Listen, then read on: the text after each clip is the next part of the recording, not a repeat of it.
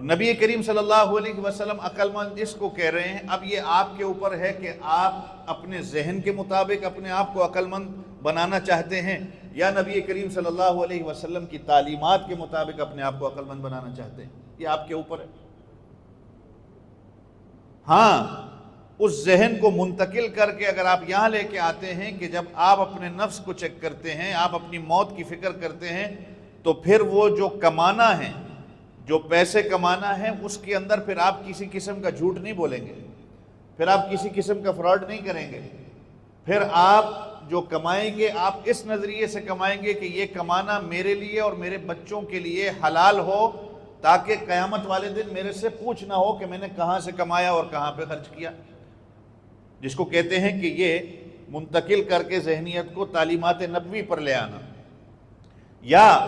تربیت جو آپ اپنی اولاد کی کرتے ہیں تو آپ اس نظریے سے نہیں کریں گے کہ میری اولاد ہے، بلکہ آپ اس نظریے سے کریں گے کہ اللہ اس کے رسول کا حکم ہے۔ قرآن کہتا ہے یا ایھا الذین آمنوا قوا انفسکم واہلیکم نارا، اپنے آپ کو اور اپنے گھر والوں کو آگ سے بچاؤ۔ اور اللہ کے نبی صلی اللہ علیہ وسلم نے فرمایا الا کلکم راع وکلکم مسئول عن رعیتہ، تم سب کے سب چرواہے ہو، شیپرڈ ہو، اور تمہارے جھرمٹ میں اور تمہارے ارد گرد جو تمہاری کھیتی باڑی ہے، جو تمہارے جانور ہیں، یہ مویشی ہے، ان سب کے بارے میں تم سے سوال ہوگا۔ تو وہ جب منتقل کر کے ادھر لے آتا ہے اپنے ذہن کو، تو صحیح معنوں میں پھر وہ نبی صلی اللہ علیہ وسلم کی تعلیمات نبوی پر وہ چلتا ہے کہ میں نے اپنے ذہن کو اپنے مطابق نہیں، میں اپنے آپ کو عقل مند اس لیے نہیں کہہ رہا کہ میں زیادہ پیسہ کما رہا ہوں، عقل مند میں اس لیے اپنے آپ کو کہہ رہا ہوں کہ اللہ کے نبی صلی اللہ علیہ وسلم نے فرمایا کہ الکیس من دان نفسہ، کہ عقل مند ہے ہی وہ جو اپنے نفس کی اتباع نہیں کرے، اپنے نفس کو چیک کرتا رہے، ہر وقت چیک کر دے، جب اس کو لگے کہ کہیں تھوڑا سا میں ادھر ادھر اللہ کے رستے سے ہو رہا ہوں تو وہ دوبارہ ٹریک پہ آ جائے اور وہ آخرت کی فکر کرے، اور آخرت کی فکر جب اس کے اندر آئے گی تو پھر یہ سارے کے سارے معاملات خود بخود ہی اس کا ذہن جو ہے وہ اس رستے پہ آ جائے گا۔ اب آپ کو بھی اکثر اور بیشتر آپ کو بھی، میرے سے بھی، اب آپ پوچھیں گے تو پھر یہ دنیا میں کھانا پینا، یہ کمانا، یہ کیا ہے؟ یہ بوقت ضرورت ہے، یہ بوقت ضرورت ہے، مقصد نہیں ہے، یہ ضرورت ہے۔ اپنا کام کیا اور اس کے بعد جو مقصد تھا اس مقصد کے پیچھے چلنا۔ اب آپ کہیں گے میرے صاحب پیٹ لگا ہوا ہے، بچے ہیں، میں نے ان کی فکر کرنی ہے،